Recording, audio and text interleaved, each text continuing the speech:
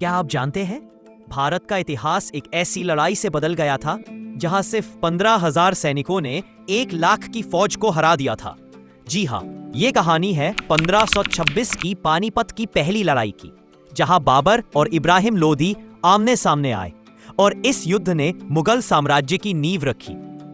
15वीं सदी के आखिरी वर्षों में दिल्ली सल्तनत अपनी ताकत खो रही थी। इब्राहिम लोदी वंश का अंतिम सुल्तान था, लेकिन वह अपने अमीरों से उलझा रहता था और लोगों में उसका डर ज्यादा, सम्मान कम था। उसी समय दूर काबुल में एक महत्वाकांक्षी शासक था, ज़हीर-उद-दीन बाबर। बाबर ने कई बार भारत पर आक्रमण करने की कोशिश की थी और इस बार उसने तय कर लिया था कि वह दिल्ली को जीतकर यही राज करेगा। 15वीं सदी में बाबर अपनी छोटी लेकिन अनुशासित सेना के साथ काबुल से होते हुए पंजाब और फिर पानीपत के मैदान में पहुंचा। 21 अप्रैल 1526 की सुबह पानीपत के विशाल मैदान में दोनों सेनाएं आमने सामने थीं। इब्राहिम लोदी के पास करीब 1 लाख सैनिक और 1000 युद्ध हाथी थे, जबकि बाबर के पास सिर्फ 12 से 15,000 सैनिक।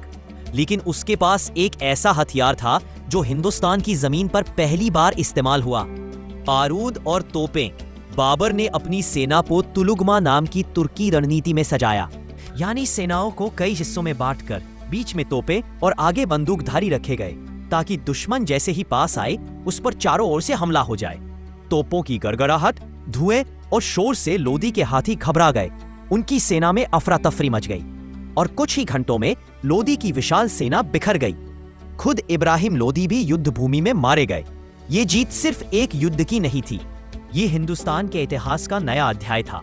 बाबर ने दिल्ली और आगरा पर कब्जा किया और यहीं से शुरू हुआ मुगल साम्राज्य, जो आने वाले 300 सालों तक भारत पर राज करता रहा।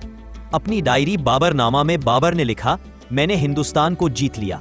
आज भी हरियाणा के पानीपत में वो मैदान मौजूद है जहां इस युद्ध ने भारतीय इतिहास की दिशा बदल दी थी।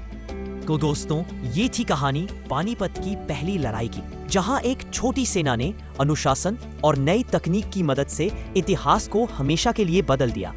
अगर आपको ये कहानी पसंद आई हो तो वीडियो को लाइक करें, चैनल को सब्सक्राइब करें।